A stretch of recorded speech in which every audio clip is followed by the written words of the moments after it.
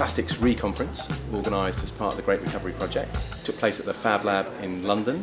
There was quite an interesting and diverse mix of people there. From myself as a plastics recycler, through to people who are working in 3D printing, people who are working in plastics and design, even people working on plastics and how people in society interact with them. I run an organisation called Tech for Trade. Tech for Trade is a charity that focuses on how technology innovation can be used to improve incomes and livelihoods for people living and working in developing countries. In 2011, I came back from Zambia and started looking online to see if anybody was talking about 3D printing and how it could be used in developing economies, and couldn't find anything really. I found lots of designs for Yoda heads and Star Wars figures and things like that. But that was about all. We started looking at 3D printing technology as a potentially disruptive tool for development, looking at how we can apply that technology to solve social problems and lack of access to some basic products and goods in developing countries.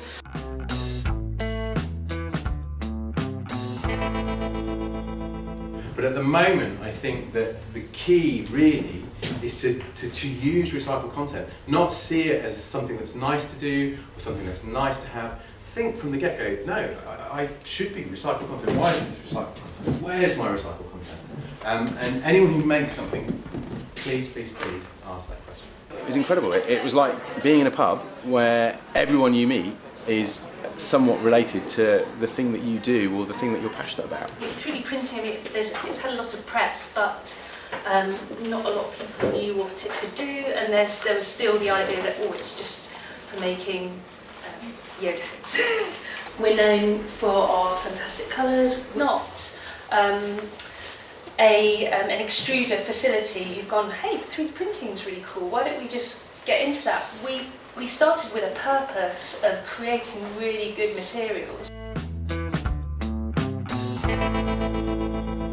I chatted to a lot of people, a lot of talk and interest about 3D printing on the night, and a lot of people very interested in the subject of marine litter, and both capturing material from the ocean and trying to recover it, recycle it, but also trying to prevent it getting in there in the first place. How do we make sure that we design from a systems thinking perspective really robust systems that mean that we don't end up with plastic pollution in the first place? When I was in Hawaii, I met people who were collecting plastics from the beaches that were actually going into eco bottles, and they're taking it back, and they have these kind of sorting factories, and they're going through it, and they're basically from that they're able to get some of the plastic back to create this bottle, which is more of a kind of iconic campaigning bottle if you think about it, rather than actually this is how you make bottles. There was a percentage, even by those keen on recycling, that was going to landfill as a result of not being able to squeeze it all in there. I have a bottle of stuff.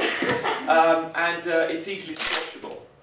So please may we have more squashability. It's really fascinating to have a forum like that where there are so many spheres with little bits of overlap, or lots of overlap in some cases. Some things that I hadn't even thought about, come up. And even if someone's dealing with it in a completely different context, what they've learned or what they explained, you sort of thought, it's very interesting.